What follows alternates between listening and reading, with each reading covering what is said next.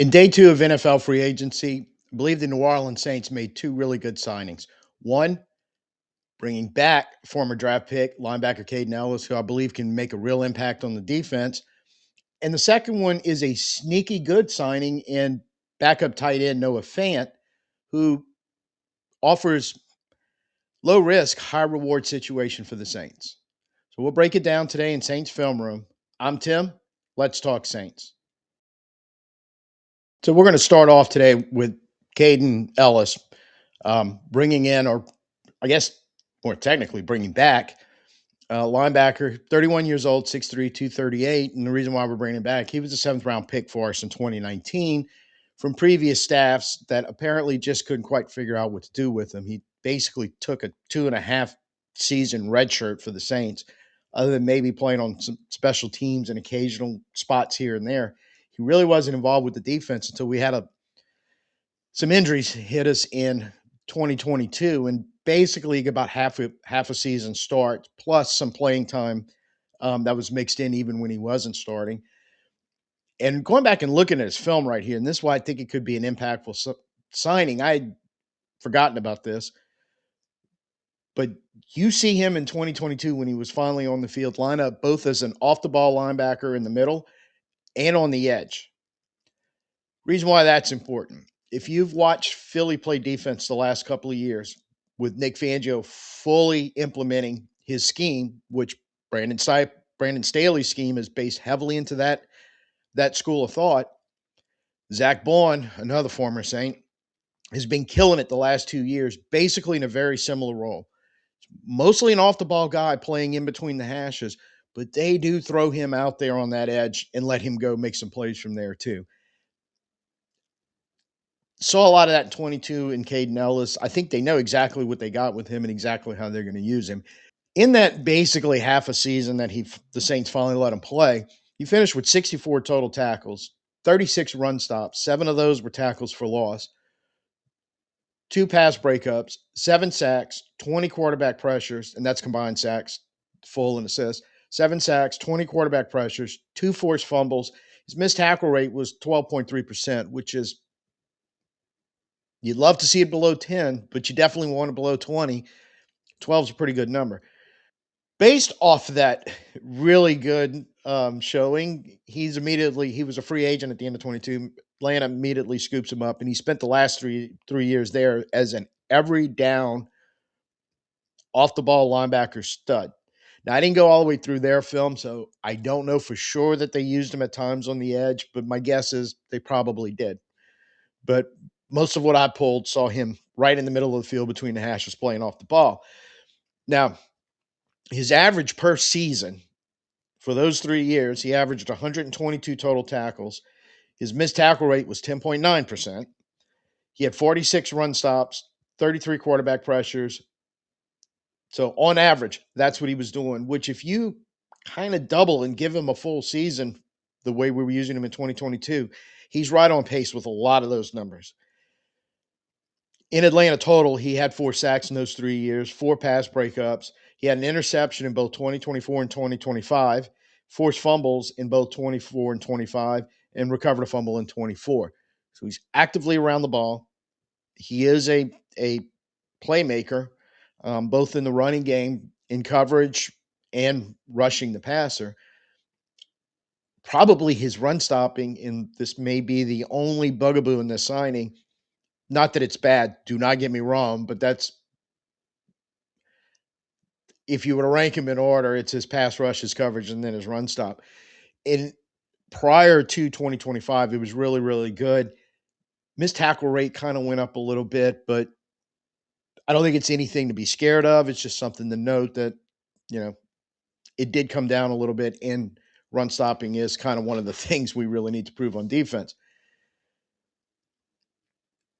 Good news is with him being 31 is because we basically decided not to play him for most of 2.5 seasons. Um, he's got to have less wear and tear than every other middle linebacker, off the ball, edge guy, whatever you want to call it, in the league that's also 30, 31 years old, because he just didn't have a lot of snaps in those years. 3 years in Atlanta, he played full snap loads. Knock on wood's been very, very healthy over the course of his career to be able to do all that. So you're getting a starting three down linebacker, kind of in his prime. He's right in at 30, 31. Yes, we don't know how many years he has left on the tank, but for 3 years, 33 million. That's the last I saw on the contract. I don't know all the details.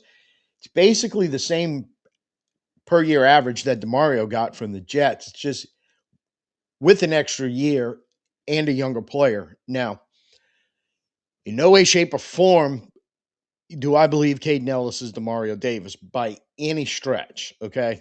Clearly stated, you're talking about a Hall of Famer and a guy that had a slow start to his career. And in my opinion, mostly because of the ineptness of the way we were trying to deal with him with the former staffs. He would have a lot of catching up to do. But what I do like is he's a very good linebacker. Seems to be, granted, that was only a half season of film I'm looking at, but it seems to be he's able to do a lot of the stuff that Brandon Staley is going to rely on that DeMario could do. And if Caden Ellis ever approaches anywhere near the level that DeMario did it, this is a clear grand slam home run, completely not out the park, out the stadium and down the street.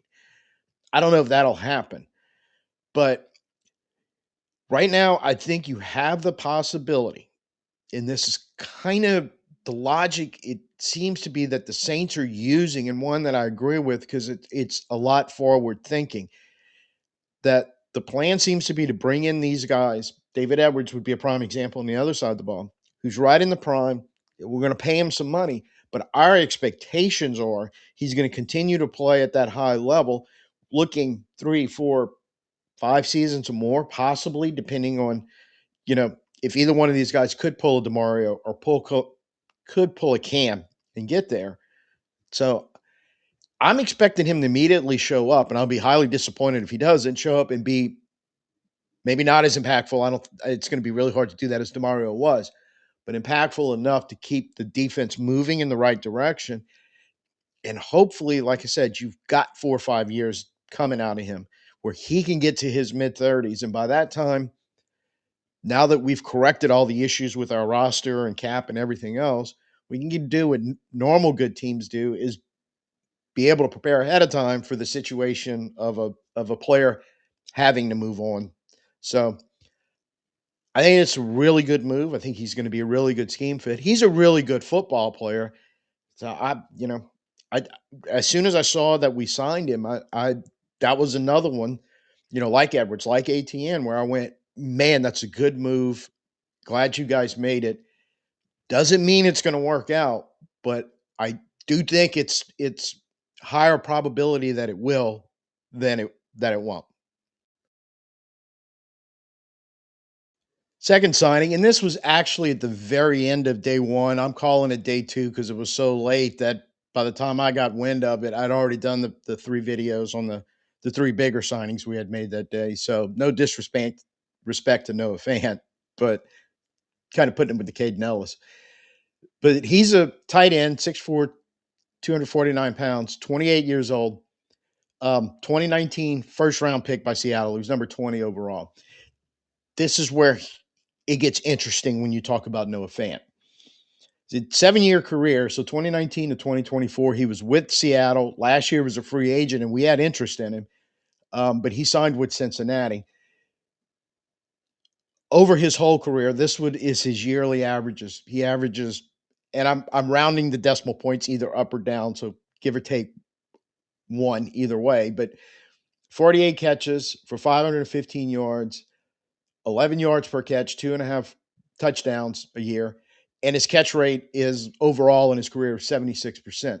Pretty solid numbers for your normal number 2, number 3 tight end on a team. Um, and these guys tend to move around the NFL because those are steady, consistent numbers from not even your number 1 tight end, because we know Juwan Johnson is in our case. So if you add this to that, yeah, that's not a bad deal. Where his problem is, he was picked 20th overall. So he's carried the label of, anywhere from out and out draft bust to never realized his potential, whatever. when it may have just been a mistake on Seattle taking him that high. I don't really know at this point. But what I do know is if you draft a guy on day three, throwing up those numbers year after year after year, you're going to call it a win. Now, you may not be a long term guy on your roster that you're going to keep around for years, but while you have him, you're going to use him.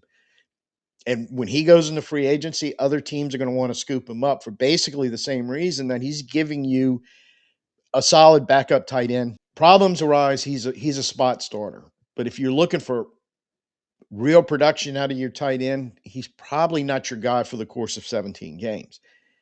So, now the only and it's a big issue with me, but the only issue that you really look at him is he's never really been known for his run blocking as a tight end.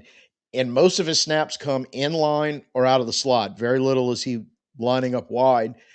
Slot covers a lot of ground, but you figure most of the time he's next to the tackle or really close to him. So heavily involved when you're going to try to run out of formations like that if that's how you're using him. He's not really a move tight end. So I looked at his PFF run blocking grades because that's really just the easiest estimation. Um, the highest run blocking grade he ever had was 2023 at 59.6. 60 is kind of the benchmark you want to hit. He got really close.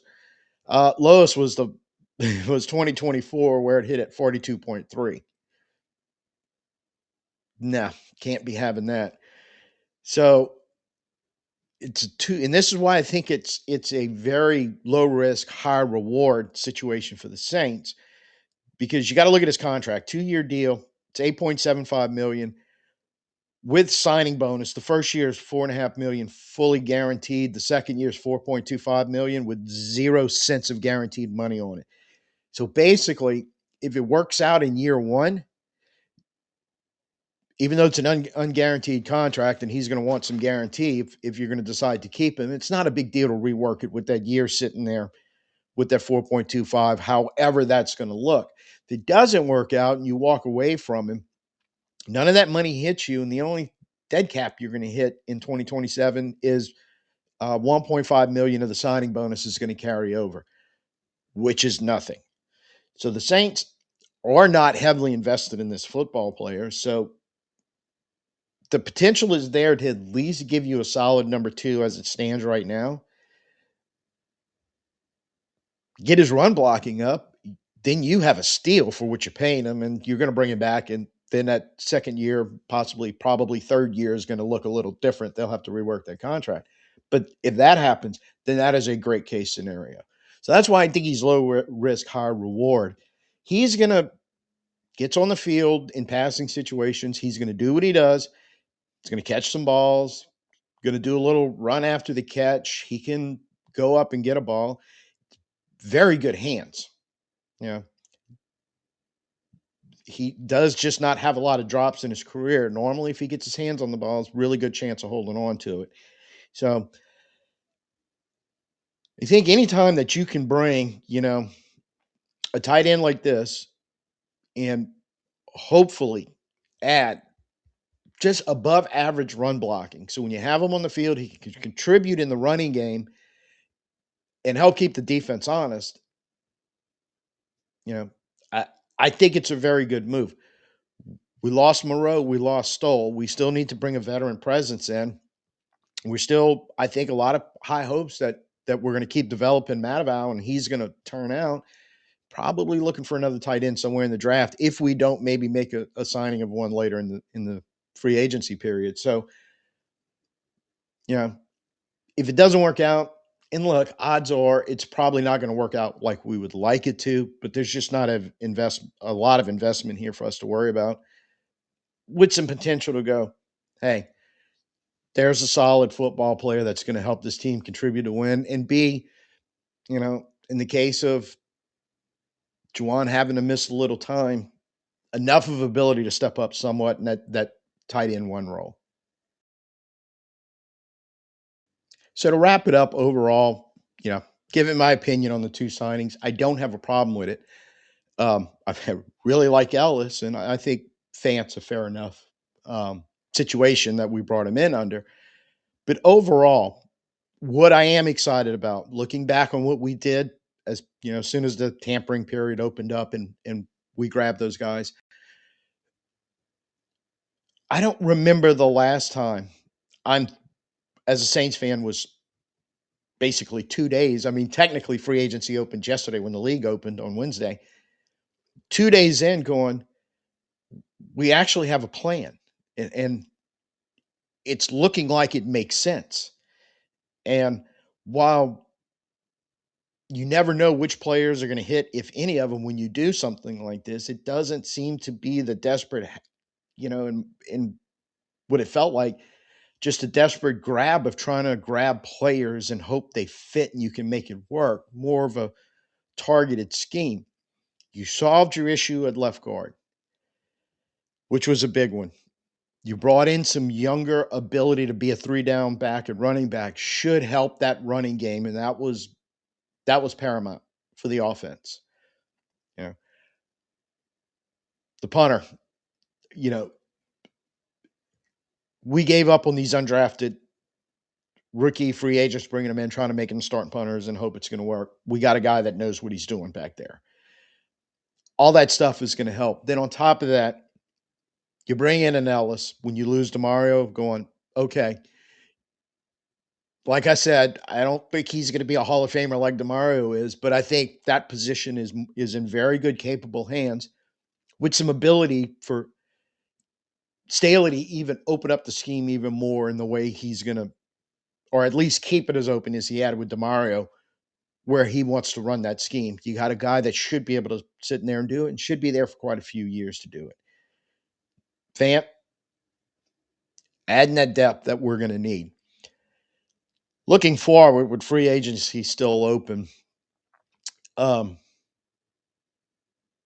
think the priority now, if they can get it done, is my top three are defensive line, and defensive line. Whether you're bringing in some more help on interior. Now we did re-sign Ridgeway, and I don't quite know what their plans are there because we still have Broughton, should be back healthy and ready to go, and they were very high on him last year. And Boyd, who got some playing time at the end, maybe he's earned the right to stick around, and they may not just be that worried about it now. And if it, again, there's always a chance later in free agency to do something.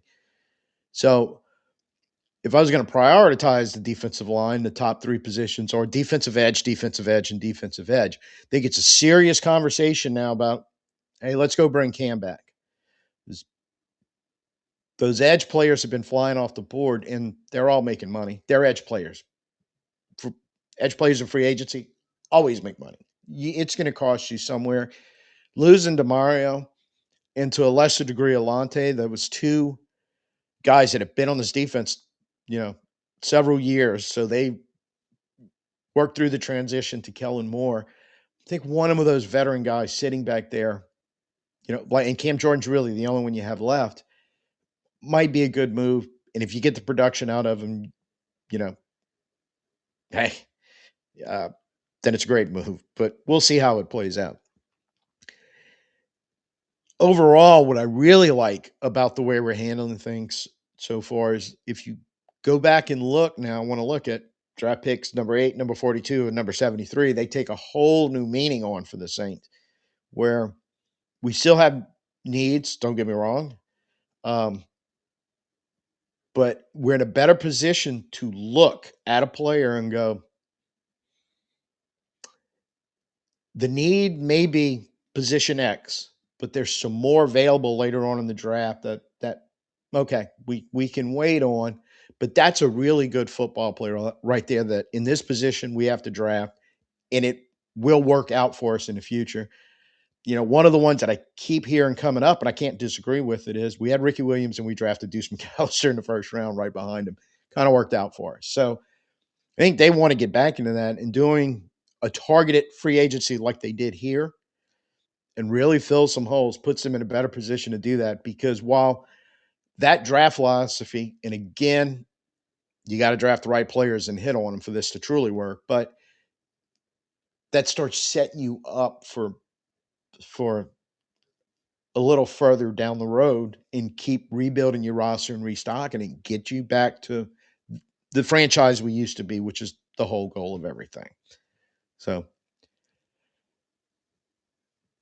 second video, third, fourth, whatever, how many videos in a row since free agency started, where I got to look at the front office and go, I've been giving you guys crap for 2021 and steadily worse every year as you kept doubling, tripling, and quadrupling down on nothing that was going to work. Going, now you seem to have a plan and figured out something that I feel like might have a pretty good shot of working, getting us on the right track and still building for the future so we can keep getting better 27, 28, etc.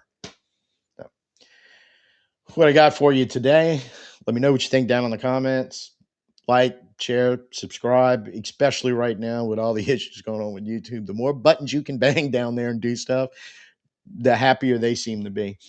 Um, so we're gonna, as far as the rest of free agency period, moving in the draft, going to be kind of hit or miss because sort of like I did the last couple of weeks.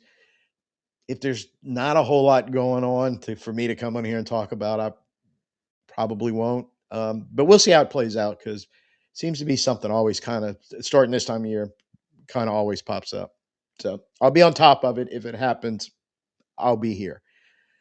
And before we go, I'm going to put the Edwards video from Monday up here and the playlist for the 2026 offseason where all the free agent signing videos will be in there too if you want to go back and rewatch any of them. Till I see you next time, I'm Tim. Peace out and who dat.